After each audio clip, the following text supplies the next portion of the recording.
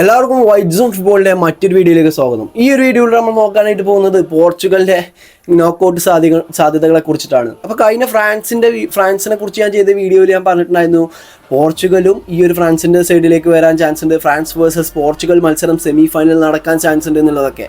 പക്ഷേ അങ്ങനെ സംഭവിക്കണമെന്നുണ്ടെങ്കിൽ കൊളംബിയ പോർച്ചുഗലിനെ ഒന്നല്ലെങ്കിൽ ഡ്രോ ആക്കണോ അല്ലെങ്കിൽ പരാജയപ്പെടുത്തണം എന്നുള്ള ഒരു നിബന്ധന കൂടി ഉണ്ടായിരുന്നു. ആ ഒരു മത്സരം പോർച്ചുഗൽ ജയിച്ചിട്ടില്ല. അതുകൊണ്ട് തന്നെ പോർച്ചുഗൽ വേഴ്സസ് ഈ ഒരു ക്രൊയേഷ്യയാണ് റൗണ്ട് ഓഫ് 32-ൽ ഏറ്റുമുട്ടാൻ പോകുന്നത്. അപ്പോൾ നമ്മൾ കൊളംബിയക്കെതിരെയുള്ള പോർച്ചുഗലിൻ്റെ പെർഫോമൻസ് പറയുകയാണെന്നുണ്ടെങ്കിൽ ഒരു 10 out of 1 അല്ലെങ്കിൽ 2 ഒക്കെ നമുക്ക് ഈ ഒരു പോർച്ചുഗലിന് കൊടുക്കാൻ പറ്റുള്ളൂ ആ ഒരു മത്സരത്തിലെ പെർഫോമൻസ് എന്ന് പറയുന്നത്. കാരണം കൊളംബിയൻ്റെ സ്കോഡും പോർച്ചുഗലിൻ്റെ സ്കോഡൊക്കെ എടുത്തു നോക്കുകയാണെന്നുണ്ടെങ്കിൽ എങ്ങനെ പോയാലും ഈ ഒരു രണ്ട് ടീമിനും താരതമ്യം പോലും ചെയ്യാൻ പറ്റില്ല എന്ന് പല പോർച്ചുഗീസ് ഫാൻസും പറയുന്നുണ്ട്. പക്ഷേ 2024 കോപ്പ അമേരിക്ക ഫൈനലിൽ ഈ ഒരു അർജന്റീന വേൾഡ് ചാമ്പ്യന്മാരായ അർജന്റീനക്കെതിരെ നല്ലൊരു പെർഫോമൻസ് തന്നെ കൊളംബിയക്ക് ചെയ്യാൻ കഴിഞ്ഞിട്ടുണ്ട്.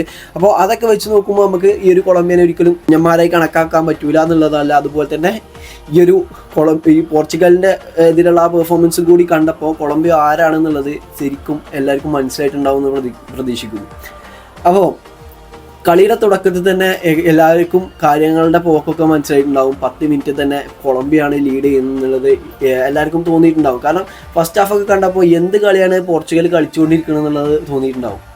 ഫസ്റ്റ് ഹാഫിൽ പിന്നെയും പോർച്ചുഗൽ കുറച്ചൊക്കെ അറ്റാക്ക് ചെയ്തിട്ടുണ്ടായിരുന്നു. ഇവിടെ പോർച്ചുഗലിൻ്റെ ഒരു പ്രത്യേകത എന്ന് പറയുന്നത് ആ ഒരു മിഡ്ഫീൽഡ് കൺട്രോൾ ചെയ്യാൻ പോലും പോർച്ചുഗലിനെ കൊണ്ട് ആകുന്നില്ല എന്നുള്ളതാണ്. ടോപ്പ് മിഡ്ഫീൽഡാണ് പോർച്ചുഗലിൻ്റെ കയ്യിലുള്ളത്, പക്ഷെ അതുപോലും കൺട്രോൾ ചെയ്തെടുക്കാൻ മിഡ്ഫീൽഡ് കൺട്രോൾ ചെയ്താൽ കളി കൺട്രോൾ ചെയ്യാന്നുള്ളതാണല്ലോ.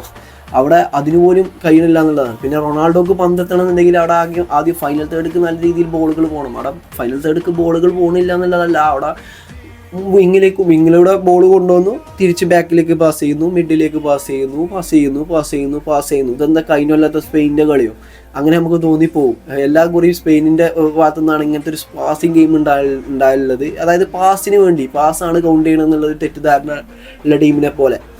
പക്ഷേ ഗോൾ ഓൺ ടാർഗറ്റിലേക്കൊന്നും അങ്ങനെ ക്ലിയർ ചാൻസസ് ഒന്നും ഈ ഒരു കൊളംബിയക്ക് പറഞ്ഞാൽ എത്രങ്ങാനും ക്ലിയർ ചാൻസസ് കിട്ടിയെന്ന് നമുക്ക് തോന്നും. പക്ഷേ അങ്ങനെ ഒരു ക്ലിയർ ചാൻസ് നെയ്തെടുക്കാനൊന്നും പോർച്ചുഗലിന് സാധിച്ചിട്ടില്ല.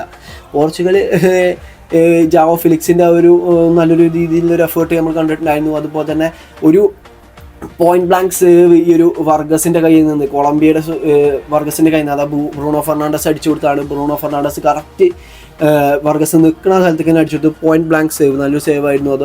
അതൊക്കെയാണ് ഈ ഒരു പോർച്ചുഗലിൻ്റെ ഹൈലൈറ്റ് മൂമെൻറ്റ്സ് എന്ന് പറയുന്നത് ഈ ഗെയിമിൽ. പിന്നെ സെക്കൻഡ് ഹാഫിലേക്കൊക്കെ കാര്യങ്ങൾ വന്നപ്പോൾ അവിടെ പോർച്ചുഗലിനെ അറ്റാക്ക് ചെയ്യാൻ മറന്നുപോയ മാതിരിക്കത്തൊരു ഫീലാണ് ഉണ്ടായത്. അതായത് ഫുൾ ടൈം ഈ ഒരു കൊളംബിയ പോയി അറ്റാക്ക് ചെയ്യുന്നു, പിന്നെ അത് ത്രോ അല്ല എന്നുണ്ടെങ്കിൽ ഒന്നല്ലെങ്കിൽ ഗോൾ കിക്ക് ആകുന്നു, അല്ലെങ്കിൽ കോർണർ ആകുന്നു, അത് പിന്നെയും പ്രസ് ചെയ്തെടുക്കുന്നു, പിന്നെയും അങ്ങനെ ഇതന്നെ കണ്ടിന്യൂ ചെയ്തുകൊണ്ടിരിക്കുകയാണ്. ഏകദേശം ഒരു 10 മിനിറ്റിൽ ഒരു വട്ടം പന്ത് മറ്റേ ബോക്സിലേക്ക് പോകും പോർച്ചുഗലിൻ്റെ കയ്യിൽ നിന്ന്. അതാണ് ആ ഒരു കളിയുടെ ടൈപ്പ് എന്ന് പറയുന്നത്.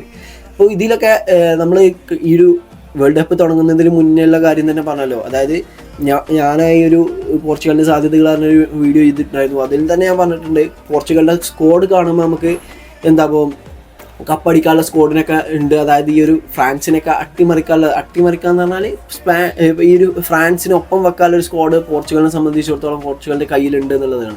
പക്ഷേ ഇത് യൂട്ടിലൈസ് ചെയ്യാൻ പറ്റുന്ന ഒരു മാനേജർ അല്ല പോർച്ചുഗലിൽ സൈൻ ചെയ്തിട്ടുള്ളത് എന്നുള്ളതാണ്. അതുതന്നെയാണ് ഈ ഒരു വേൾഡ് കപ്പിൻ്റെ ഗ്രൂപ്പ് സ്റ്റേജ് കഴിയുമ്പോൾ നമുക്ക് പല ആൾക്കാർക്കും മനസ്സിലാക്കാൻ കഴിയുക. കാരണം 3 മത്സരങ്ങൾ, ഒന്ന് കോങ്കോക്കെതിരെയാണ്. കോങ്കോ എങ്ങനെ പറഞ്ഞാലും ഈ ഒരു ടീമിനെതിരെ ജയിച്ച അല്ലെങ്കിൽ ഡ്രോ ഒന്നും പിടിക്കാനുള്ള സ്കോറൊന്നും ഇല്ല. കോങ്കോ ഒരു അട്ടിമറി ഡ്രോയാണ് അന്ന് അവിടെ നേടിയിട്ടുണ്ടായിരുന്നത്. പിന്നെ ഉസ്ബെക്കിസ്ഥാനോടുള്ള ഇതിനെ വിജയം, അവിടെ പോർച്ചുഗൽ നല്ല രീതിയിൽ കളിച്ചു എന്ന് പറയുമ്പോഴും ഉസ്ബെക്കിസ്ഥാൻ്റെ നിലവാരം നമുക്കറിയാലോ.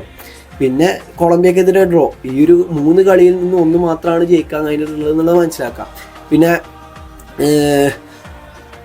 ഈ ഒരു റൊണാൾഡോനെ യൂട്ടിലൈസ് ചെയ്യാൻ വേണ്ടി പല കാര്യങ്ങളും ഈ ഒരു റോബർട്ടോ മാർട്ടിനസ് ഇംപ്ലിമെൻറ്റ് ചെയ്യുന്നുണ്ടെന്നുള്ളത് ഒരു ചെറിയ തോന്നൽ പോലെ.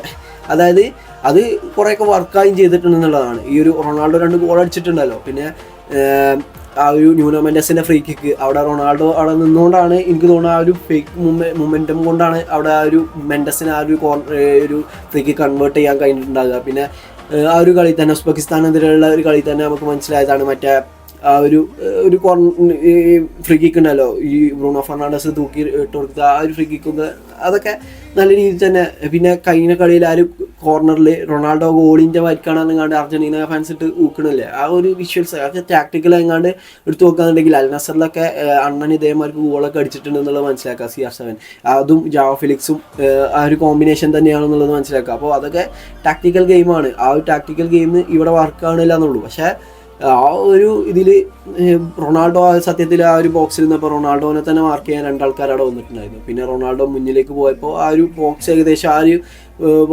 പോസ്റ്റിൻ്റെ ആ ഒരു വശം പൂർണ്ണമായിട്ടും കാലിയാണ് അവസ്ഥ. നല്ലൊരു ഷോട്ട് ചെയ്യാൻ പറ്റുന്ന ഒരു പ്ലെയർ അവിടെ ഉണ്ടെന്നുണ്ടെങ്കിൽ ഒരു പക്ഷേ അത് ഗോളാവുമെന്ന് എനിക്ക് തോന്നിയിട്ടുണ്ടായിരുന്നു. പക്ഷേ ഇതൊക്കെയാണ് ഇതിൽ പറയാനുള്ളത്. ഇപ്പോൾ ഈ റൗണ്ട് ഓഫ് 32 വരികയാണെന്നുണ്ടെങ്കിൽ ഈ പോർച്ചുഗലിനെ സംബന്ധിച്ചിടത്തോളം ക്രൊയേഷ്യയാണ് റൗണ്ട് ഓഫ് 32-ൽ. ഓലും കടന്നു പോകുകയാണെങ്കിൽ മിക്കവാറും അവിടെ സ്പെയിനാണ് ഉണ്ടാകുക. സ്പെയിനും കടന്നു പോകുകയാണെന്നുണ്ടെങ്കിൽ USA അല്ലെങ്കിൽ ബെൽജിയത്തിനെ കിട്ടും. അവിടുന്ന് പോർച്ചുഗലിന് മുന്നോട്ട് പോകുകയാണെങ്കിൽ ഫ്രാൻസിനെ കിട്ടും. ഫ്രാൻസിനെയും കടന്നു പോകുകയാണെന്നുണ്ടെങ്കിൽ സെമി ഫൈനൽ എത്തി. ഇനി ഫ്രാൻസിനെയും കടന്ന് ഫൈനലിലേക്ക് പോകുകയാണെന്നുണ്ടെങ്കിൽ അർജന്റീന, ബ്രസീൽ, ഇംഗ്ലണ്ട് കാര്യങ്ങളൊട്ടും സിമ്പിളല്ല. അതായത് പോർച്ചുഗലിന്റെ മുന്നിലുള്ള ഇനിയുള്ള 5 കളികൾ ഫൈനൽ വരെ പോകുകയാണെന്നുണ്ടെങ്കിൽ ഇനിയുള്ള 5 കളികൾ എന്ന് പറയുന്നത് അത്ര ഇമ്പോർട്ടൻറ്റ് മാച്ചസ് ആണ്. ഒരു കളി പോലും റെസ്റ്റ് എടുക്കാനില്ല, ഒരു കളി പോലും ഡിഫെൻഡ് ചെയ്ത് കളിക്കാനില്ല, അങ്ങനെയൊന്നും പറ്റൂല. പാസിട്ട് കാർഡ് കളി ജയിക്കുക എന്നൊക്കെ പറഞ്ഞാൽ കഴിഞ്ഞ സ്പെയിൻ്റെ ഒക്കെ അവസ്ഥയായിട്ട് മാറും അത്.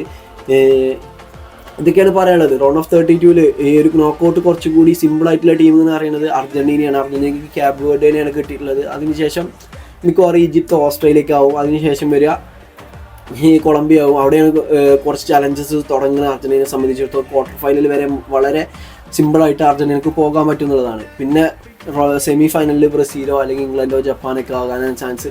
അപ്പം ഇതൊക്കെയാണ് ഈ ഒരു വീഡിയോയിലൂടെ ഞാൻ പറയാനായിട്ട് ഉദ്ദേശിച്ചത്. നിങ്ങളുടെ അഭിപ്രായത്തിൽ നിങ്ങൾ പോർച്ചുഗലിന് ഇപ്പോഴും സാധ്യത കൽപ്പിക്കുന്നുണ്ടോ? നമുക്ക് പറയാൻ പ്രഡിക്റ്റബിൾ ഒന്നുമല്ല. ചിലപ്പോൾ നോക്കൗട്ടിലേക്ക് കാര്യങ്ങൾ എൻ്റർ ചെയ്യുമ്പോൾ അവിടെ ചിലപ്പോൾ കാര്യങ്ങളൊക്കെ മാറാൻ ചാൻസ് ഉണ്ട്. ഇപ്പോൾ കഴിഞ്ഞ ഈ ഒരു വേൾഡ് കപ്പിൽ എന്ന് പറയുന്നത് അർജന്റീന ആ 3 കളിയും ജയിച്ചിട്ടൊന്നുമല്ല കയറിയത്. പക്ഷേ 2 കളിയിൽ 6 പോയിന്റ്സ് ഇട്ടുകൊണ്ടാണ് കയറിയത്. എങ്കിൽ പോലും അങ്ങനെ ഗ്രൂപ്പ് സ്റ്റേജിൽ അത്ര ഹോപ്പൊന്നും അർജന്റീന കപ്പടിക്കുന്നുള്ള ഹോപ്പൊന്നും ഫാൻസൊന്നും കൊടുത്തിട്ടുണ്ടായിരുന്നില്ല. അതേപോലത്തെ ഒരു പെർഫോമൻസ് ആണെന്നാണെങ്കിൽ പറയാം. പക്ഷേ അവിടെയും ഈ ഒരു നോക്കൗട്ടിൽ നല്ല രീതിയിൽ പെർഫോം ചെയ്യണം എന്നുള്ളതാണ്. പക്ഷേ അർജന്റീനയെ സംബന്ധിച്ചിടത്തോളം സൗദിനോടുള്ള കളി കഴിഞ്ഞില്ല 2 മത്സരവും നല്ലൊരു പ്രകടനം തന്നെ കാഴ്ചവെച്ചിട്ടുണ്ടെങ്കിൽ ഗ്രൂപ്പ് സ്റ്റേജിൽ അക്കുറി. പക്ഷേ ഇക്കുറി എന്ന് പറഞ്ഞാൽ 3 കളിയും അതിൽ ആ ഒരു ഉസ്ബെക്കിസ്ഥാനോട് എതിരുള്ള 2 കളിയും വളരെ ശോചനീയ അവസ്ഥയിലാണ് പോർച്ചുഗൽ കളിച്ചുകൊണ്ടിരുന്നത്.